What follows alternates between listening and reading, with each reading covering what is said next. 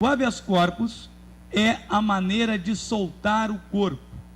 A expressão habeas corpus vem de uma expressão de latim, no tempo ainda de algumas ordenações londrinas, onde se determinava a vinda do corpo, dai-me o corpo. Hoje o habeas corpus tem a tradução de liberar o corpo. Mas o dado interessante nessa questão do habeas é que ele é uma garantia constitucional, mas somente pode ser utilizado quando há uma ofensa ao direito líquido e certo. Eu começo a me mexer, eu vejo que E essa garantia do direito líquido e certo, ela é fundamental, porque se fosse uma questão não de liberdade de locomoção, nós teríamos um mandado de segurança. E o habeas corpus, então, se firma como uma proteção ao direito líquido e certo da liberdade locomotiva. Mas o que é o direito líquido e certo de liberdade de locomoção? As pessoas confundem muito. E às vezes a gente abre um livro de um doutrinador e ele, por uma deficiência mental, escreve bobagem e diz o que não é. Direito líquido e certo é aquele direito da execução. Não tem nada a ver. O direito líquido e certo é uma expressão trazida por um ministro aqui do Supremo Tribunal Federal, Pedro Lessa, quando explicava que era importante se ter um remédio para proteger o direito líquido. É importante que este remédio proteja esse direito certo. Ele utilizou a expressão líquido como sinônimo de certeza. E desde então ficou o direito líquido e certo como esta perífrase que é uma tautologia. Como dizer assim, direito bonito e maravilhoso. Legalmente, tecnicamente, é assim. Mas daí o que acontece? Esse direito líquido e certo, ele serve para proteger quando a ofensa é visualizada de imediato. Quando eu vejo o erro, quando eu vejo a agressão ao direito de forma imediata. Porque se é algo de uma cognição, conhecimento profundo, o direito líquido e certo não serve. Se eu vou discutir prova, se eu vou discutir testemunha, perícia, no habeas corpus, o tribunal vai me negar, dizendo que a matéria é de alta cognição, inviável nos estreitos limites do habeas corpus. Então, nós só vamos poder usar o habeas quando tiver uma ofensa à liberdade de locomoção e esta ofensa for visualizada de plano, de imediato. Isto significa, então, que nós vamos ter uma necessidade de, sempre que promover o habeas, conseguir mostrar o direito de imediato. Por exemplo, o juiz incompetente. Algum de vocês já viu algum juiz incompetente? Já viram um juiz incompetente ou não? Quando nós estamos falando em incompetência, nós estamos falando, calma, nós estamos falando na incompetência em razão da matéria, da pessoa, da função, ou então do território. É esta incompetência que eu estou falando. Mas nós podemos nos deparar, por exemplo, com o juiz decretando uma prisão, e esta prisão decretada pelo juiz, ela está errada porque o juiz não tinha o domínio desta questão.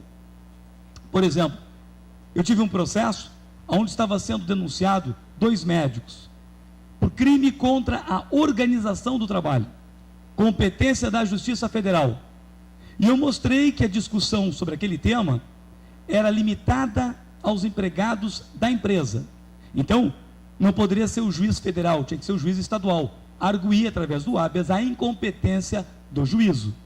O Tribunal Regional Federal examinou e de imediato reconheceu a ilegalidade. Mas cuidem, sempre que eu falar em incompetência, eu estou falando do juiz.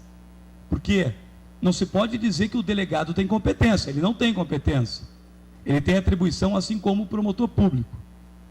Uma vez, numa prova, lá no estado sulista, perguntaram para o aluno, na questão sobre a prisão decretada pelo delegado e se esta prisão era legal. E o aluno escreveu: falece competência ao delegado para decretar prisão. O colega do lado queria a cola, se virou, tchê, me passa essa questão. E ele mostrou a questão: falece competência ao delegado para decretar prisão. Passou a questão e diz: só copia de outra maneira, né? De outra forma. E o aluno escreveu: o delegado não pode decretar prisão porque morreu. Isso significa que quando nós falarmos em competência, sempre a gente vai se dirigir ao delegado. Mas quando o habeas corpus ele é promovido, ele vai ter dois fundamentos básicos nas espécies. A doutrina sempre traz dois habeas. O primeiro habeas é o habeas liberatório e o segundo habeas é o habeas preventivo. E a doutrina faz isso porque ela utiliza a expressão tradicional do tempo do Império na utilização do santo remédio, do remédio heróico de soltura. O habeas liberatório é quando eu tenho uma prisão visivelmente ilegal. Eu tenho a violência límpida e cristalina. Eu tenho a violência líquida e certa. O exemplo, o delegado determinou uma prisão para averiguações. Esta prisão para averiguações é totalmente legal. Qualquer indivíduo sabe que é ilegal. Até um esquizofrênico sabe que é ilegal. Então vai ter que ser posto em liberdade, entra com habeas corpus falando na violência. Mas nós podemos nos deparar também com habeas preventivo. O habeas preventivo, cuidem bem para não equivocar, é aquele habeas que eu tenho uma ameaça líquida e certa.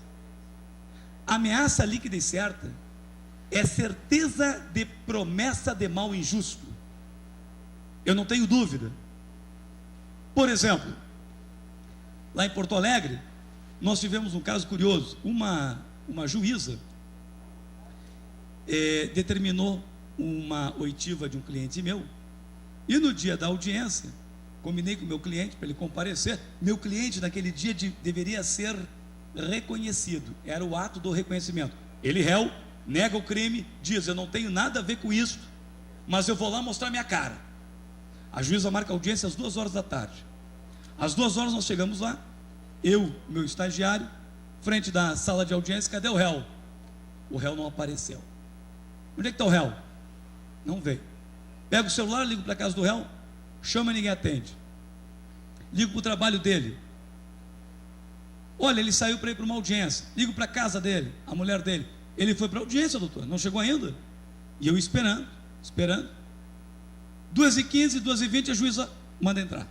A juíza, gente, sabe aquelas mulheres castigadas pela solidão? Vocês conhecem? Às vezes tem isso. Uma mulher de uma idade já avançada, sozinha, com muita saudade na alma, era esta a juíza. Furiosa, braba, de mal com a vida, inconformada, reclamando de tudo. E eu entro na audiência. Cadê o seu cliente, doutora? Doutora, também não sei.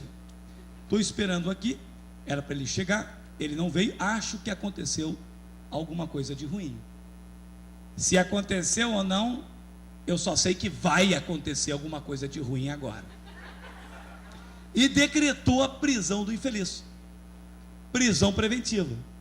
Mandou extrair um mandado de prisão.